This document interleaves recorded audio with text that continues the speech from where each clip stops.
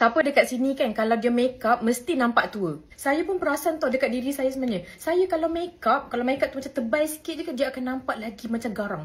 Lepas tu kan dia nampak macam berumur. Dah lah berumur, tambah pula berumur. Sebab tu kalau korang perasan kan, make up saya memang tak tebal. Okay, ni cara saya kalau saya make up kan. Okay, macam biasa, budak pink, kita pakai dulu.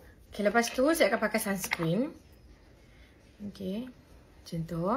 Kita buat selaju mungkin. Lepas tu, untuk foundation kan, saya akan pakai senipis mungkin. Tapi, korang janganlah mempertikaikan. Alah, kulit licin bolehlah pakai macam ni. Habis orang kulit berjerawat macam mana? Sebab saya tak ada jerawat, so saya tunjuk cara saya. Macam tu. Kalau korang nak tahu, kening ni sebenarnya adalah faktor yang boleh menyumbang kepada wajah korang berumur. Faham tak? So, kalau korang macam tak nak macam makeup korang berumur sangat kan, korang beli je mana-mana maskara yang berkaitan untuk kening ni kan.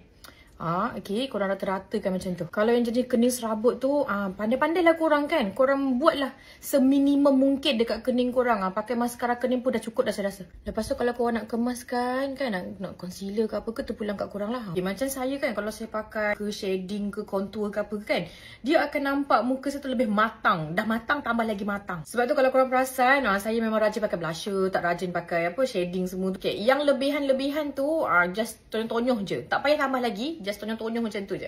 Okay, lepas tu pakai setting powder. Korang ambil blush yang colour macam ni. Korang pakai light-light je. Senyum. Macam tu. Okay, jangan pekat-pekat. Senyum macam tu. Okay. Cep, pop, pop, pop.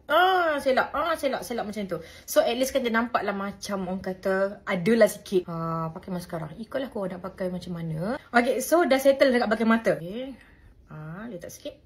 Kalau korang dah make up simple-simple macam ni, tambahlah lip gloss. Memang mantul Master, tepek-tepek sikit.